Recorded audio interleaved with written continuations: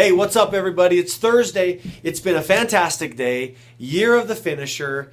I am super excited with what's happening in my world right now. And first and foremost, I want to just give gratitude and appreciation for all of those of you that have been watching my videos and liking my videos. If you want to connect with me in more detail, you can go to my Facebook page, Ryan I. Mob Harris. Just send me a friend request, send me a message. I'd love to connect with you, learn your story.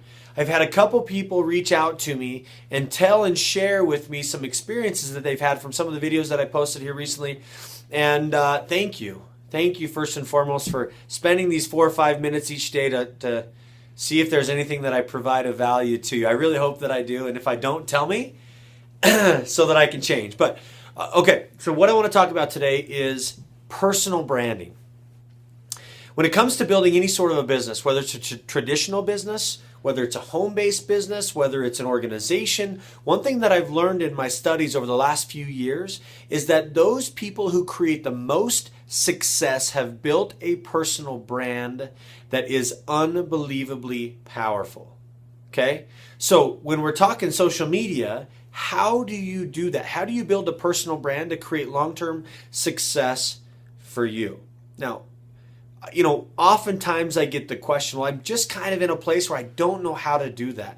I don't know what my brand is, and B, I don't know if I have a brand, and C is I don't know how to share my brand with anybody or really tell people who I am and what I'm doing. So I want to give you a couple ideas of how to create long-term success with your brand. First and foremost, you have to identify the purpose of where you are and what you're doing. With a simple question, is the thing that I am doing right now what's bringing me the most fulfillment? When I was younger and I wanted to be something when I grew up, for me it was a professional baseball player, which I didn't quite get there, and that's okay, right? You live and you learn, but one thing that you learn is that what were the aspirations and the passions that you had when you were young? Are you currently doing those things that you thought you would be doing when you grew up? I oftentimes hear people saying, I just went to a new job and now I have to reinvent myself or start all over again. And it's discouraging to me to hear that because sometimes your life's purpose is swayed by the job that you're in. When in reality, your life's purpose should be defined by you, and the elements of your job, the elements of your home-based business, the elements of your personal brand all complement what you really want to accomplish in your life. And the best way to do that is identify your purpose for doing what you're doing. Like many of you know, I've been reading a book called Your Best Year Ever by Darren Hardy, an amazing book. And in that he was talking today, I was listening to the audiobook today, and he was talking about if you don't have a true purpose or a sense of who you are and what you're trying to accomplish, you're not going to go anywhere in life. So I'm going to give you a 3-step process to do that. And for those of you that are struggling, that feel frustrated, that really don't know where you're going next or what you're trying to accomplish, these are some things that have helped me tremendously. About 2 years ago, I was in a rut. I was stuck. I was in this place of, oh man, I'm so just frustrated with where I am, who I am, what I'm accomplishing. I'm not making enough money to provide a living for my family.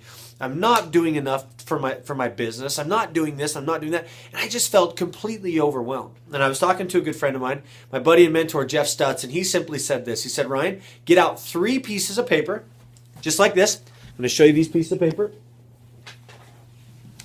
A little crazy. But get out 3 pieces of paper.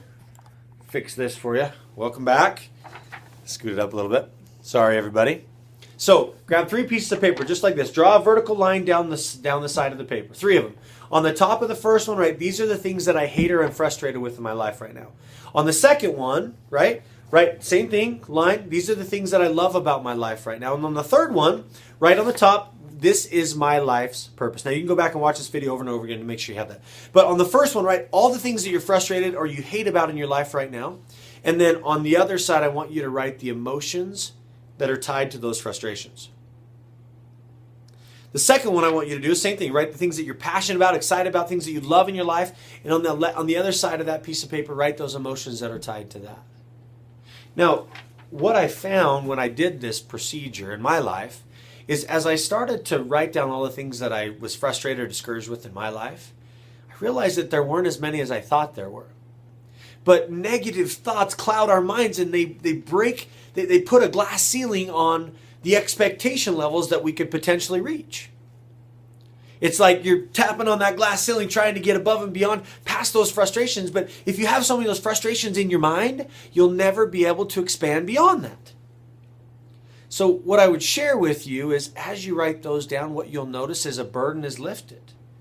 Your eyes and your mind, and you see more clearly. The fog fades from your eyes, if you will, and you create more vision in where you're going. And then as you start to write down those things on that second column and that second piece of paper that bring value to your life and that you love and are passionate, it's going to create a sense of gratitude and a sense of excitement, because now you're recognizing that your list of the things that are great are 2 to 3 times longer than your short little list of things that are frustrating you in your life.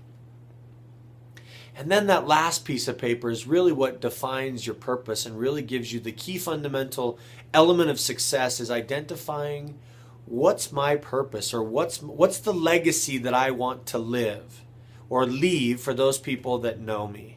How do I want to be remembered in my life? Remember, it's not about the number of breaths that you take, but it's the moments that take your breath away. How do you create those moments in the life of those people that you come in contact with on a day-to-day basis? Well, I'll tell you right now, if you're not in a good place yourself, then you won't be memorable. People won't remember you for what you're trying to get across. But if you're in a great place, then you can impact so many more people's lives. So many more people's lives. And that's what it's all about, right? Zig Ziglar said, you can have everything you want in this life by helping enough people get what they want. And the impact that you can have on other people will dramatically change not only your life, but it will change their life and put them on the path to creating long-term success. So as you start to build out your social branding, as you start to build out all of these other elements that we'll talk through over the next few videos, recognize that you have to get in a good place yourself to really create an impact on yourself, on those people around you, and on the life of your family, those people that mean the most to you. If you're in a good place, man, you can do wonders. If you're in a bad place, man, you can do some damage. So just recognize that. Where are you today? Are you feeling frustrated? Are you feeling discouraged? Take that step-by-step process and see if it works for you. And then drop some comments down below. Like, what are the things that are frustrating you in your life, and what are the things that are great in your life? It'll take maybe an hour or two to go through that process to really get it all out. But from a psychology perspective, as you start to get rid of the frustrations and you start to bring all the things into your life that are great, you'll notice you'll feel so much more blessed with who you are and what you're trying to accomplish. So anyway, a little bit longer video today. Thanks guys for watching. Connect with me, Ryan Harris, Ryan Imob Harris. You can also take a look at my Facebook page, Ryan Harris.